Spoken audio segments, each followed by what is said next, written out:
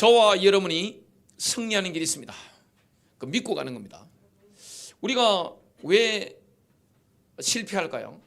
왜 많은 잘 나가는 사람들이 실패할까요? 내가 옛날에 잘 나갔는데, 올해 잘 나갔는데 왜 연말에 어려움을 당할까요? 나를 높여서 그렇습니다. 우리의 가장 큰 적은 어디 있습니까? 멀리 있는 게 아닙니다. 여러분, 사탄의 역사가 멀리 있는 게 아닙니다. 어디 있느냐? 내 안에 있는 겁니다. 그래서 고린도전서 15장 31절은 이렇게 말씀합니다. 형제들아, 내가 그리스도 예수 우리 주 안에서 가진 바 너희에 대한 나의 자랑을 두고 단언하노니 나는 날마다 죽노라. 바울이 승리했던 비결, 날마다 승리했던 비결, 나는 날마다 죽노라. 저와 여러분 인생에 승리하는 비결, 나는 날마다 죽노라. 하나님과의 긴밀한 관계를 회복하는 게 가장 중요한 것인데, 그 하나님과의 관계를 회복하는 지름길이 있습니다.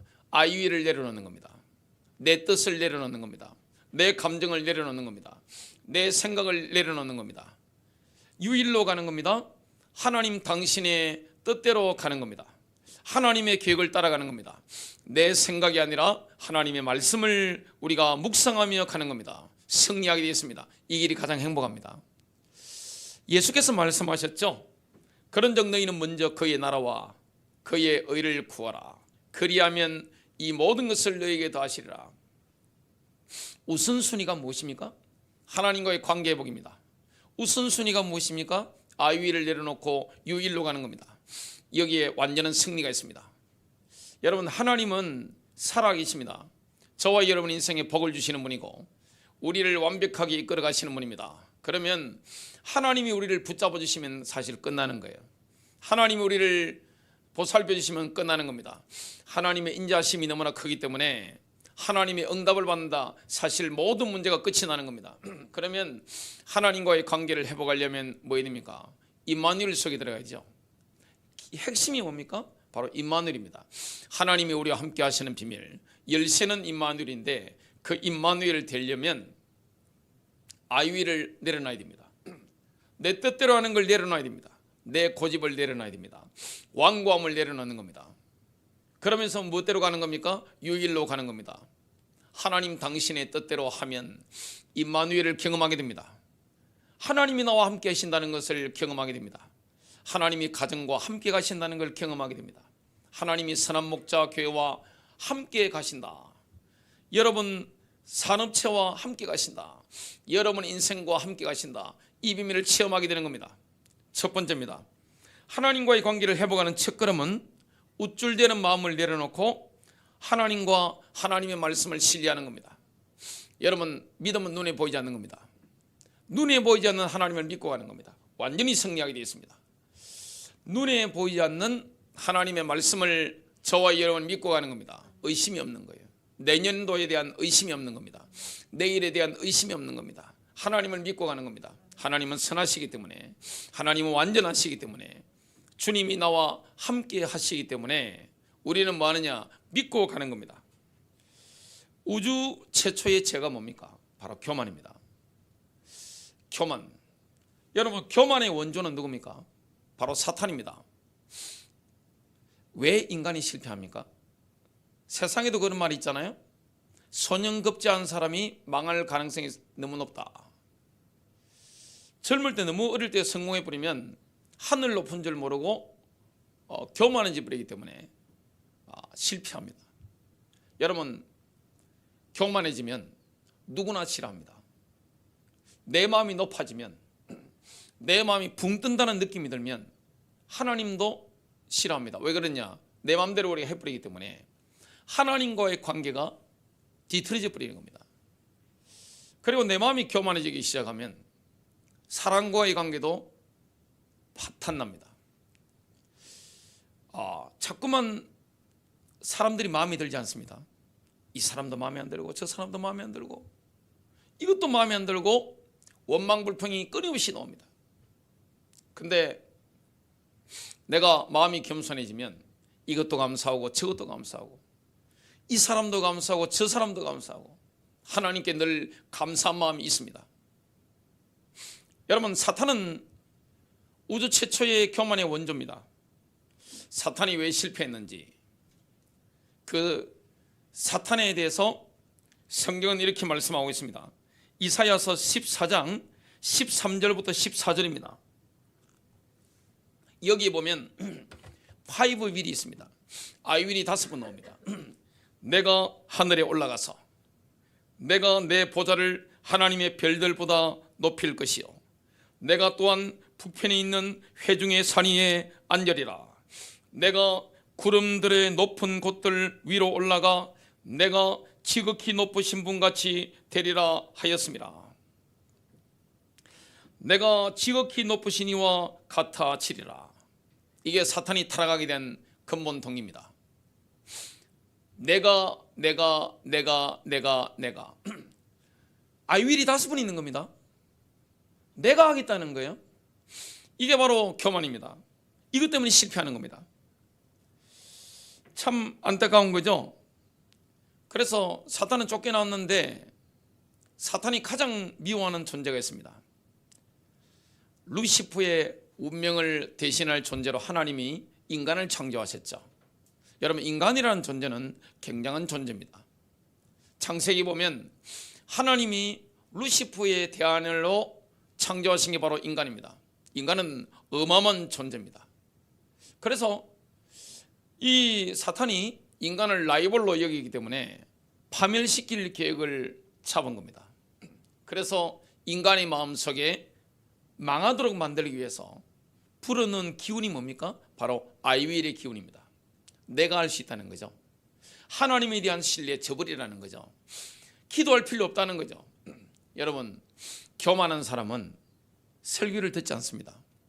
교만한 사람은 성경을 읽지 않습니다. 교만한 사람은 기도하지 않습니다. 내 머리를 의지합니다. 내 경험을 의지하는 거죠. 교만한 사람은 내 힘을 의지하지 하나님의 능력을 의지하지 않습니다. 그래서 바울이 뭐랬습니까? 내가 약할 때가 강하다. 바울의 사역에 있어서 가장 큰 역사가 일어났을 때가 언제입니까? 젊어서 활동 많이 할 때가 아닙니다. 제가 이집트를 가보고 터키를 가봤는데요. 이스라엘도 물론 이렇게 성지순례 해봤는데 바울이 활동했던 터키를 가보니까 산이 굉장히 높습니다. 요즘처럼 비행기 타고 다니는 게 아닙니다. 기차 타고 고속철도를 쫙 달린 게 아닙니다. 자동차를 운전한 게 아닙니다. 산을 걸어 넘었습니다. 아니면 나귀를 타고 넘었습니다. 그 당시에 전도 여행을 다녔던 바울이라든지 실라라든지 디모데 같은 인물들은 얼마나 튼튼했겠습니까? 굉장한 거죠. 참 근데 젊어서 굉장한 활동을 많이 했습니다. 그러다가 나이 들어서 감옥에 갇혔는데 하나님의 역사는 더 강력하게 나이 들었을 때 감옥 안에서 일어나게 된 겁니다. 그 사람은 후패하나 속 사람은 날로 새로워지는도다. 바울은요, 나이가 들면서 영적으로 더 강해졌습니다. 칼이 당금질을 해서 명검이 되듯이 저와 여러분 인생도 뭡니까? 여러 가지 어려움 속에서 당금질이 되면서 나의 불순물이 빠져서 나가고 하나님을 의지하지 못하게 가로막았던 나의 올라오는 자아도 내려놓게 됩니다. 내 인생 별거 없구나. 나를 의지하는 게 아니라 내 힘을 의지하는 것이 아니라 내 경험을 의지하는 것이 아니라 인맥을 의지하는 것이 아니라 나의 스펙을 의지하는 것이 아니라 나는 전능하신 하나님을 믿고 가야 되겠다. 믿는 자에게 무슨 두려움이 있겠습니까? 여러분, 돈이 주는 힘과 하나님을 믿는 힘 원리가 비슷합니다. 여러분, 돈이 많다, 든든하죠? 제가 사업을 하는 분들한테 자주 들은 이야기입니다. 목사님, 오늘은 밥을 안 먹어도 배가 고프지 않습니다. 잠을 안 잤는데 피곤하지 않네요. 뭘 많이 만진 겁니까? 돈을 많이 만진 겁니다. 돈이 주는 힘이 굉장합니다. 돈이 심리적인 안정을 줍니다. 믿음이 그런 거예요. 정말 하나님을 믿는데 뭐가 불안하겠습니까? 내년도가 무슨 불안함이 있겠습니까? 아무리 경제 위기 온들 내 인생사 여러 가지 사건들이 일어난들 내가 하나님의 말씀을 믿고 가는데 무슨 의심이 있겠습니까? 무슨 초조함이 있겠습니까? 아무런 걱정이 없는 거예요. 그런 믿음을 가지고 우리가 가야 됩니다. 그런데 사탄은 인간 속에 뭘 불어넣습니까? 아이비를, 이 기운을 불어넣는 거죠. 그래서 하나님을 의지하지 말고 너 자신을 의지해라, 이 기운을 자꾸만 불어넣는 겁니다.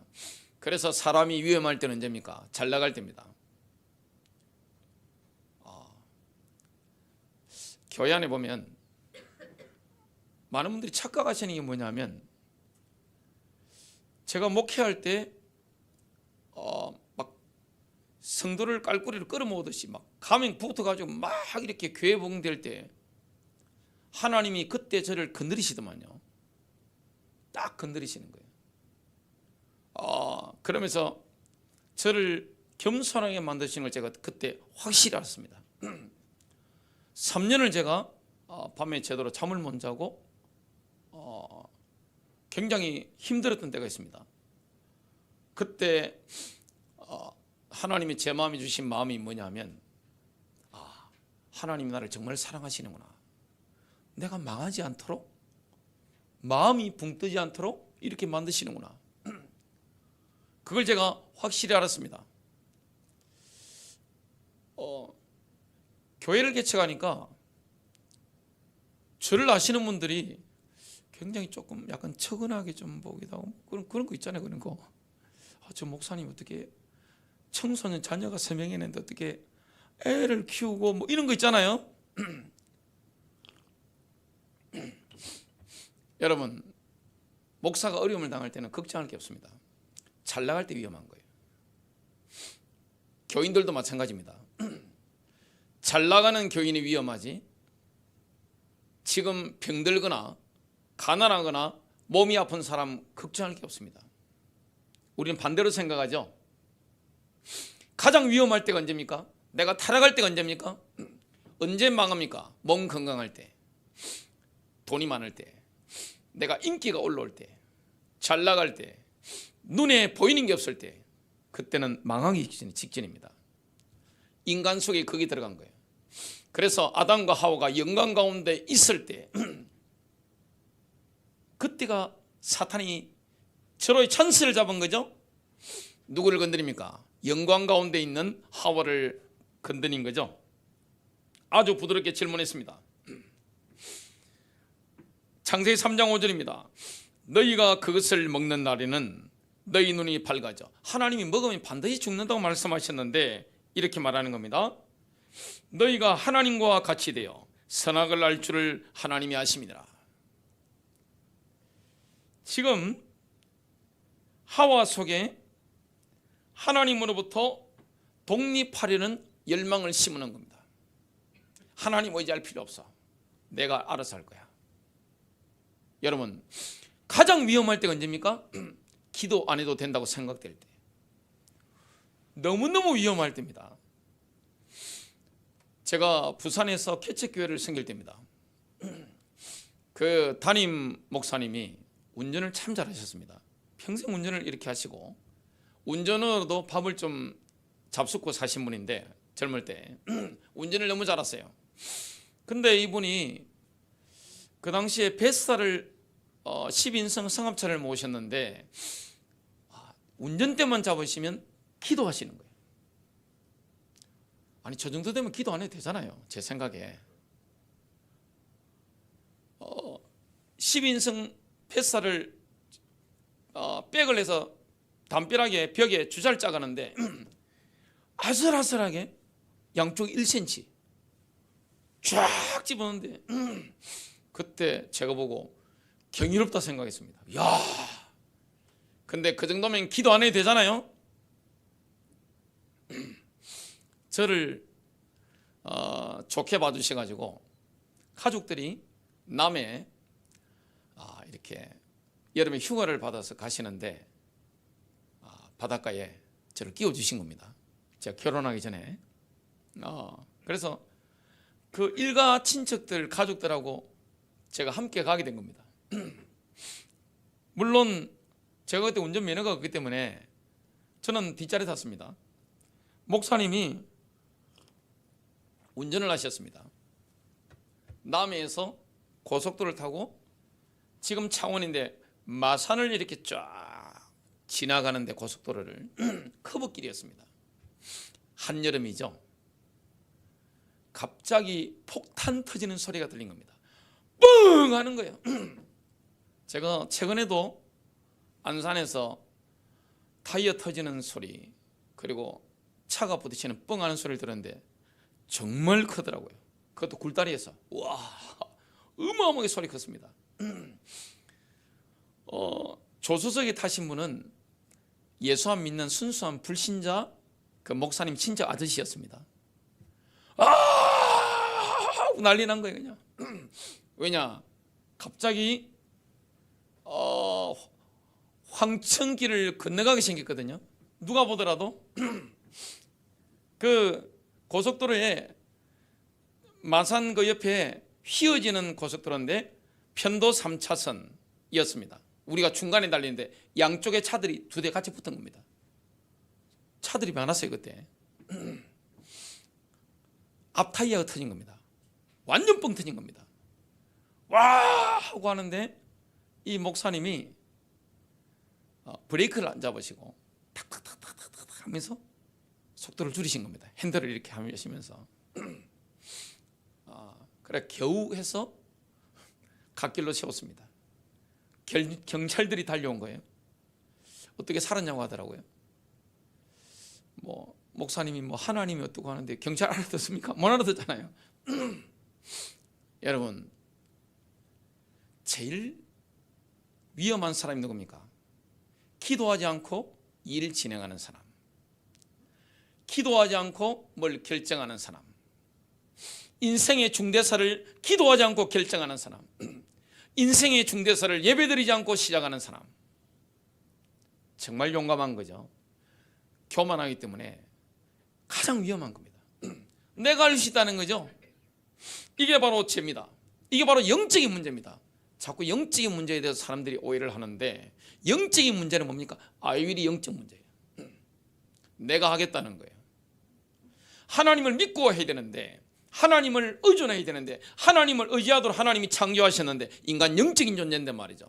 하나님 복을 주시고 역사하실 것인데 자꾸만 내 잘난 맛에 막 이렇게 하는 겁니다. 교만은 뭡니까? 하나님으로부터 독립하려는 겁니다. 이거 바로 교만입니다. 자신들에게 하나님이 더 이상 필요치 않다는 결론을 내린 겁니다. 예배 필요 없어요. 기도 필요 없어요. 하나님 필요 없다니까요. 그냥 막 사는 겁니다. 이게 가장 큰 영적인 문제입니다. 참 그와 반대로 믿음은 인간으로 하여금 하나님과 자신의 본래의 관계로 되돌아갈 수 있는 길을 열어줍니다.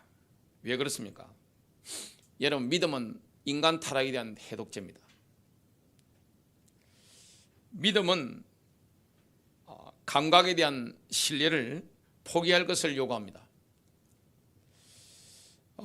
믿음은 인간에게 스스로를 낮추고 보이지 않는 하나님을 의지할 것을 요구합니다. 이게 승리하는 길입니다. 여러분, 왜 실패합니까? 하나님을 의지하지 않고 내 마음대로 하는 겁니다. 제일 위험한 겁니다. 기도하지 않고 일 진행하는 거예요. 하나님의 말씀도 받지 않고 모든 것을 내 생각대로 진행하는 겁니다. 이게 가장 큰 위험입니다. 그래서 인간은요, 굉장히 진퇴양난에 처할 때가 많습니다. 우리가 한편으로는 믿음에 대한 하나님의 요구에 직면해 있죠. 또 다른 한편으로는 자신의 감각의 주장을 직면합니다. 내가 보고 듣고 느끼는 거, 이걸 보고 따라갈 것인지 믿음을 따라갈 것인지. 저와 여러분이 승리하려면 뭘 따라가야 됩니까? 영적인 예감을 따라가야 됩니다. 기도해 보면 영적인 예감이라는 겁니다. 하나님의 말씀에 확신이 옵니다. 기도하면 영감이라는 게 옵니다. 예감입니다. 예감이 훨씬 정확한 거예요. 하박국서 2장 4절입니다. 보라, 위로 높여진 자의 혼은 그의 속에서 곧바르지 아니하나 오직 의인은 자기 믿음으로 살리라. 두 번째입니다. 아담과 하와가 타락했을 때 하나님께서는 그들과의 관계를 회복하시기 위해 일방적으로 피 언약을 시작하셨습니다. 아담과 하와는 사실 하나님과 혼인관계에 있었죠. 그런데 타락함으로 말미암아 하나님께 이혼장을 건네준 것과 같습니다. 그때 하나님은 그들과의 관계를 회복하시기 위해서 일방적으로 피 언약을 시작하신 겁니다.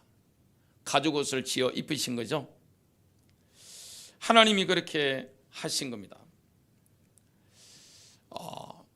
그 때문에 아담과 하와는 가죽옷 피 언약에 대해서 확실한 답을 가지고 있었습니다. 창세기 3장 15절의 주인공 여자의 후손에 대한 분명한 답을 가지고 있었습니다. 그걸 가인과 아벨에게 아들들에게 전달했죠. 그런데 가인에게는 이게 전달이 안 되는 겁니다. 지식으로는 전달되는데 영으로는 전달 안 된 거예요. 아벨에게는 전달이 된 겁니다.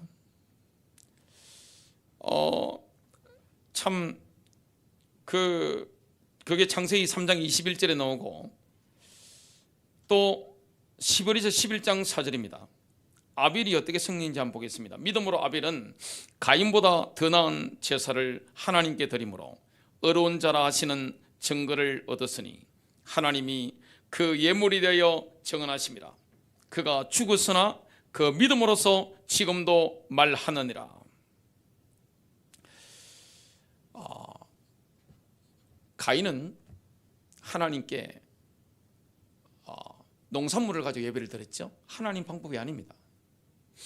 아벨은 양을 잡아서 피제사를 올려드렸습니다. 그게 하나님의 방법이었습니다. 피언약을 붙잡은 거죠. 하나님이 아벨의 제사를 받으시고 가인의 제사를 거절하신 겁니다. 여러분, 시기 질투 가운데 가장 무서운 질투가 영적인 질투입니다. 이 영적인 질투는 굉장히 무서운 겁니다. 이 땅의 세계 가운데 권력 가운데 가장 높은 권력이 뭡니까? 정치 권력보다 사실 어느 나라든지 가보면 그 위의 권력이 종교 권력입니다. 왜냐? 가장 위에 거잖아요. 종교라는 거 그리고 신앙이라는 게 가장 위에 있는 겁니다. 경제나 정치나 이것보다 훨씬 위에 있는 게 영적인 건데 영적인 시기 질투에 완전히 가인이 사로잡힌 겁니다. 이성이 잃어버린 거예요. 눈이 획가닥 돌아버린 거죠. 그래서 창세기 4장 8절은 이렇게 말씀합니다. 가인이 그의 아우 아벨과 이야기하더라. 그들이 들에 있을 때 가인이 그의 아우 아벨에게 달려들어 그를 죽이니라. 사실 거듭난 사람 안에도 가인이 있습니다. 옛 사람이죠. 사실 깨닫고 보면 내가 아담입니다. 사실 깨닫고 보면 내가 가인이죠. 우리 안에서 가인이 올라옵니다. 이걸 다스려야 되는 겁니다. 여러분, 우리가 정말 어떻게 인도받아야 됩니까? 하나님 원하시는 겁니까? 하나님의 종이 되길 원하는 겁니다. 그분께 순종하는 종이 되길 원하는 겁니다. 순간순간 나는 날마다 죽노라.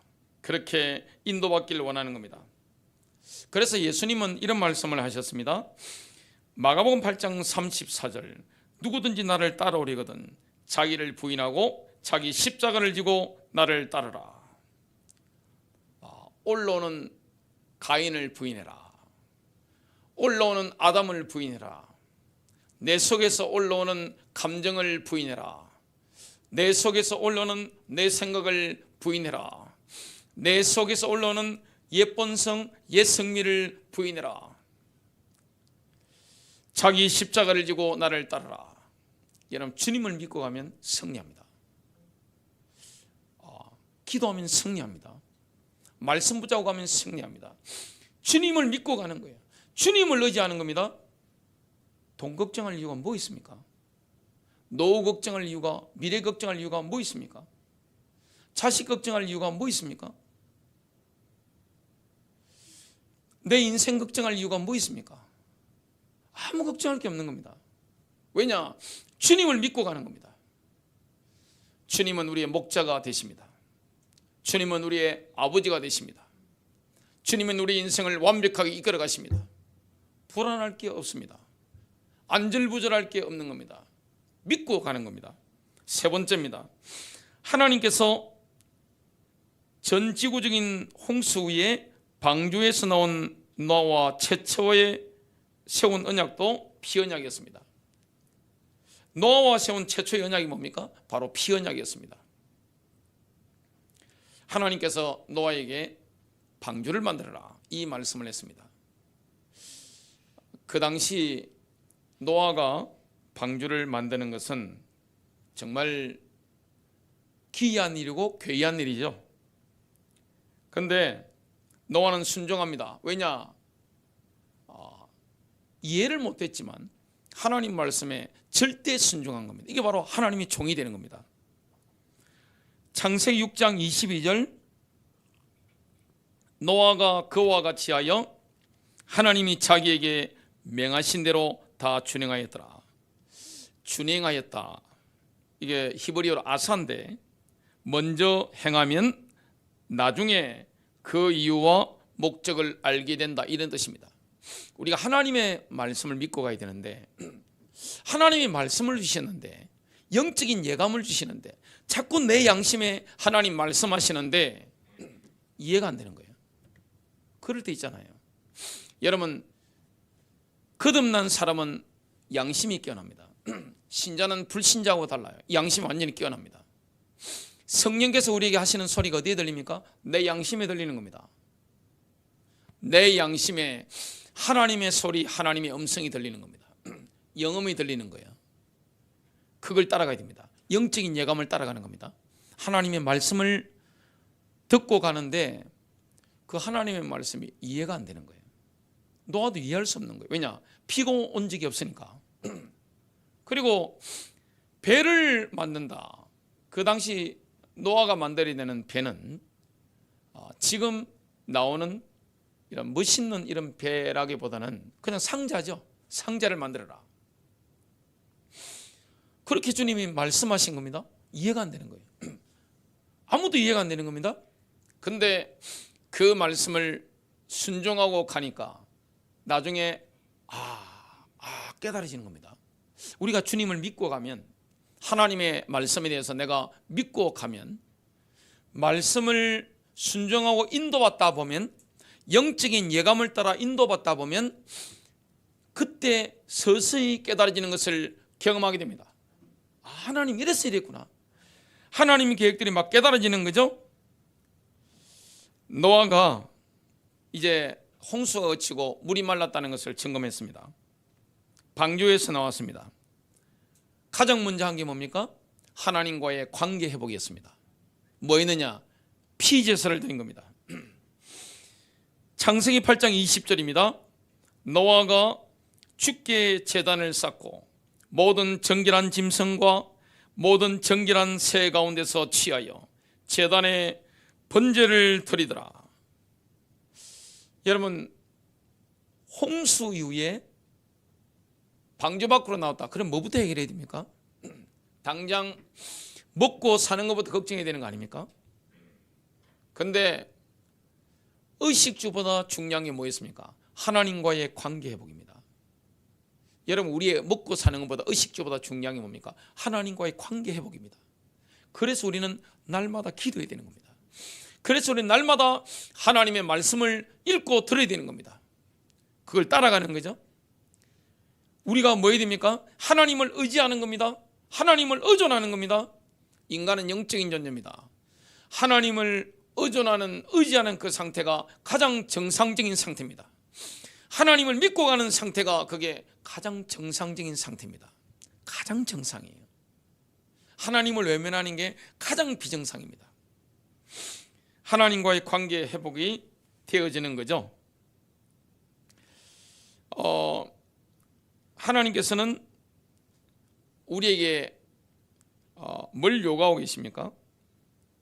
우리가 정의의 관계 속으로 들어와서 하나님을 섬기고 복종할 것을 기대합니다. 이게 사는 길입니다. 아담과 하와는 이걸 제끼버린 거죠. 그래서 망했습니다. 사탄도 뭐합니까? 내가 하겠다. 절대 기도하지 않습니다. 기도할 필요 없는 거예요. 예배드릴 필요 없는 거예요. 성경도 묵상할 필요가 없는 거예요.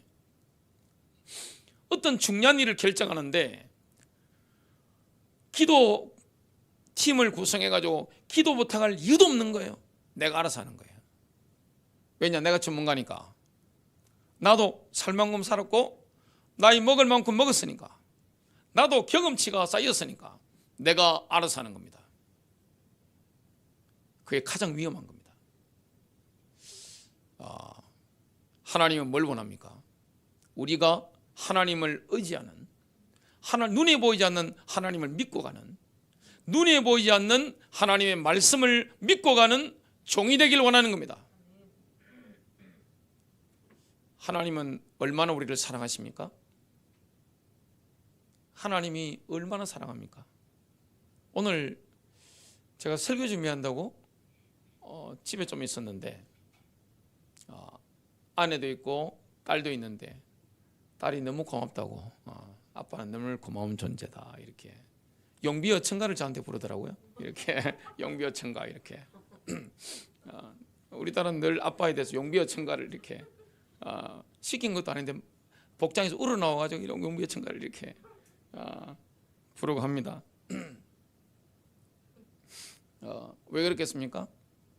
제가 오늘 있으면서 아내하고 딸한테 종의 역할을 했거든요. 사랑을 준 겁니다.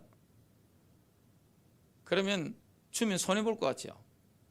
다 돌아옵니다. 여러분, 주님이 얼마나 우리를 사랑합니까? 아버지가 자기 자신보다 딸의 안위를 더 생각하잖아요. 남편이 자기 아내보다 아내의 안위를 먼저 생각하잖아요. 그게 중요한 거 아닙니까? 가장 중요한 것은 뭡니까? 관계입니다. 하나님과 우리와의 관계가 승리의 지름길입니다. 관계가 중요한 거죠. 내가 주를 위해서 일을 많이 하는 것보다 중요한 게 뭡니까? 내가 주를 위해서 많이 갖다 바치는 것보다, 헌금하는 것보다 중요한 게 무엇입니까? 하나님을 믿는 겁니다. 하나님을 의지하는 겁니다. 하나님을 믿고 가는 겁니다. 의심이 없는 거예요. 인생길에 대해서 참 모든 게 감사하죠. 하나님이 그래서 우리가 하나님의 종이 되길 원합니다. 누가복음 17장 10절입니다. 그러므로 너희도 그와 같이 너희에게 명령한 모든 일을 하고 나서는, 우리가 주를 위해 일을 많이 하잖아요. 뭐라고 해야 됩니까? 우리는 무익한 종들이라. 우리가 해야 할 일을 하였을 뿐이라고 말하라. 하나님의 종은 자신이 한 것에 대해서 감사를 기대할 자격이 없습니다. 하나님의 종은 뭐만 하면 됩니까? 하나님이 위에서 시키신 일만 묵묵히 믿고 순종하며 가면 되는 겁니다. 그러면 승리하는 겁니다. 결론 맺습니다. 우리가 교만하면 실패합니다. 겸손해지면 하나님과의 관계가 회복되고 사람들과의 관계에 샬롬이 있습니다. 하나님을 뜨겁게 사랑하면 승리합니다. 그리고 이웃을 뜨겁게 사랑하면 승리합니다. 오늘 우리가 승리하려면 자기 자랑을 내려놔야 됩니다. 사람에게는 가장 강한 욕구가 있습니다. 식욕과 성욕 못지않게 폭발적으로 올라오는 게 있습니다. 그게 바로 인정받고자 하는 욕구입니다. 자기 자랑은 참 하나님과의 관계를 어렵게 만듭니다. 자기 자랑이라는 것은 우리의 삶에 대한 하나님이 통치하신다, 내 삶을 하나님이 다스리신다, 이걸 부인하는 겁니다. 백해무익한 겁니다. 누가 하시는 겁니까? 하나님이 하시는 거죠. 내가 한 게 아닙니다. 정말로 자랑하고 싶다면 우리의 약한 것을 자랑하면 됩니다. 고린도서 12장 9절 10절. 병든 사람은 자기의 병든 것을 자랑하면 됩니다. 자기 자랑은 다 악한 것이기 때문에 결국 하나님과의 관계를 금이 가도록 만들죠. 성경은 뭐라고 말씀합니까? 예레미야 9장 23절과 24절입니다. 여호와께서 이와 같이 말씀하시되 지혜로운 자는 그의 지혜를 자랑하지 말라. 용사는 그의 용맹을 자랑하지 말라. 부자는 그의 부함을 자랑하지 말라. 자랑하는 자는 이것으로 자랑할지니 곧 명철하여 나를 아는 것과 나 여호와는 사랑과 정의와 공의를 땅에 행하는 자인 줄 깨닫는 것이라. 나는 이 일을 기뻐하노라. 여호와의 말씀이니라. 내가 계획을 열심히 세워가지고 내 힘으로 뭘 성취하면 결국 허탄한 자기 자랑으로 끝납니다. 얼마나 어리석은 겁니까? 전부 내가 한 거예요.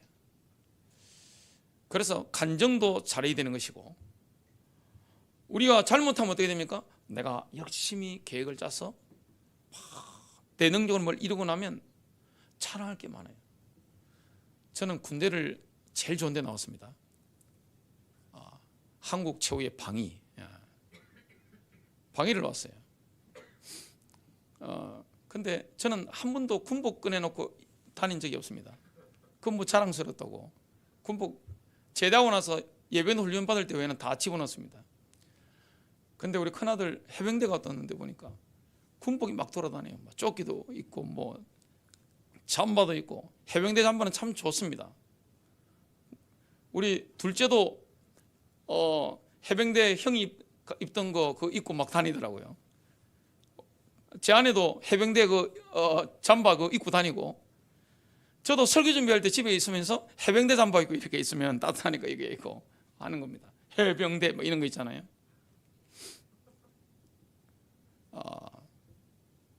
우리가 승리하려면 뭘 내려놔야 됩니까?